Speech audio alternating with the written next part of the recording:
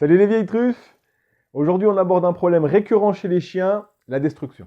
Alors en effet, il peut être frustrant pour un propriétaire de chien de le voir tout détruire à la maison. Dans cette vidéo, on va essayer d'explorer les raisons pour lesquelles un chien peut adopter un comportement destructeur, les races les plus à risque, alors on parle surtout là d'un héritage de patrimoine génétique, des solutions possibles en fonction de votre problème, et puis des petites astuces pour prévenir de ce genre de comportement.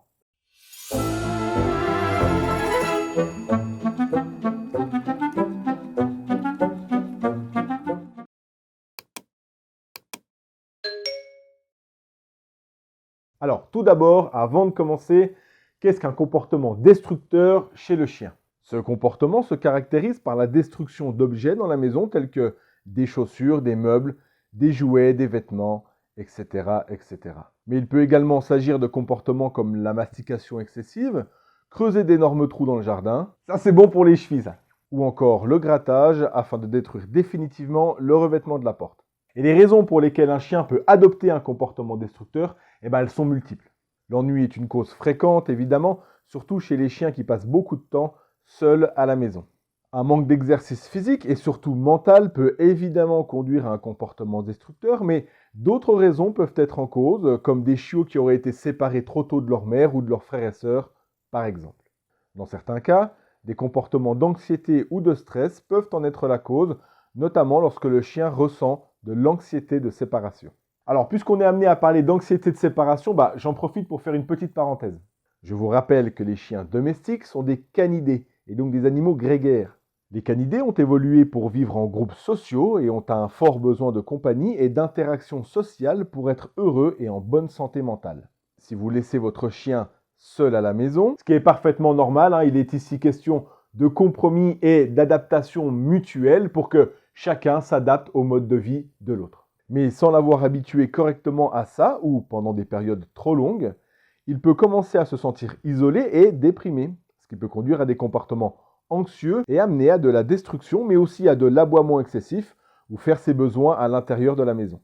Et même si certains chiens sont plus tolérants à la solitude que d'autres, en fonction de leur personnalité, de leur race et de leur expérience de vie, il est toujours primordial de réaliser l'adaptation à des moments nécessaires d'absence dans de bonnes conditions. Mais alors, qu'est-ce qui se passe dans la tête d'un chien destructeur? Pour certains chiens, la destruction peut être un moyen de libérer leur frustration ou leur anxiété, ça, on l'a vu. Mais pour d'autres, cela peut être un comportement de recherche d'attention, même si cette attention est négative. Et oui, même disputer votre chien parce que vous venez de vous apercevoir qu'il a grignoté la patte de la table, ça peut être interprété comme de l'attention. En effet, il peut se contenter de toute forme d'interaction, y compris les disputes, car pour un chien, toute attention est meilleure que pas d'attention du tout. Ce qui signifie, en d'autres termes, que si vous ne faites pas suffisamment attention à votre chien, il risque d'adopter un comportement destructeur afin d'attirer votre attention. Vous êtes donc seul responsable de cette mécanique d'esprit. Enfin, certains chiens peuvent simplement être attirés par la texture ou le goût des objets qu'ils détruisent. C'est la raison pour laquelle je conseille toujours d'habituer son chiot à des objets en bois. Et maintenant, est-ce que certains chiens sont plus à risque que d'autres en ce qui concerne la destruction? La réponse, c'est oui. L'héritage de patrimoine génétique est un facteur important qui peut influencer le comportement de certains chiens. Certaines races ont été élevées pour des tâches spécifiques et ont donc des traits de personnalité et des comportements spécifiques qui ont été sélectionnés au fil des générations.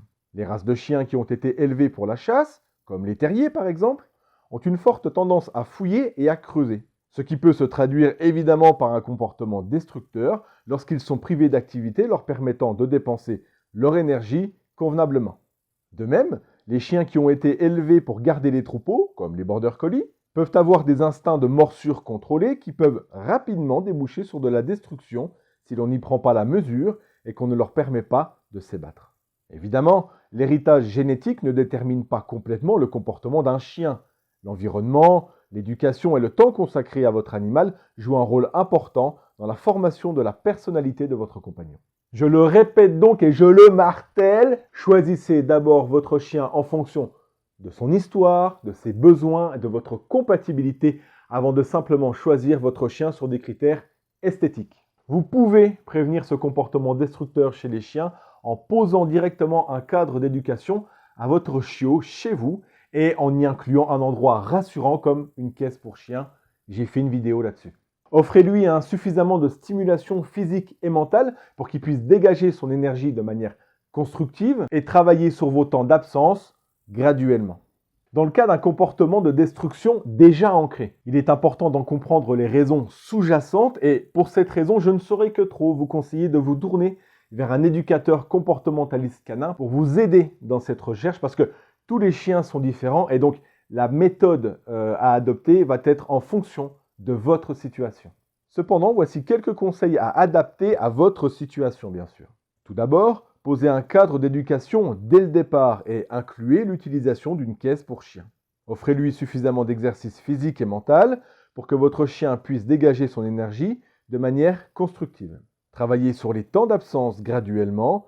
Ne risquez pas un traumatisme inutile en laissant votre chien seul des heures durant dès le départ. Limitez l'accès de votre chien à certaines zones de la maison. Offrez à votre animal suffisamment de jouets et d'objets à mâcher. Évitez de le punir après coup, cela peut aggraver son comportement destructeur. Et enfin, éduquez votre chien à ne pas mordiller, grignoter ou bien même voler des objets qui ne lui sont pas dédiés. Voilà, c'est tout pour cette vidéo. J'espère qu'elle vous aura été utile. Il ne me reste plus quant à moi qu'à vous remercier de l'avoir regardé. Comme d'habitude, avant de vous tirer, abonnez-vous si ce n'est pas déjà fait. C'est ma récompense, ça aide grandement la chaîne. Et en attendant, on se retrouve dans les contacts, sur Facebook, sur Instagram. Ciao les vieilles truffes.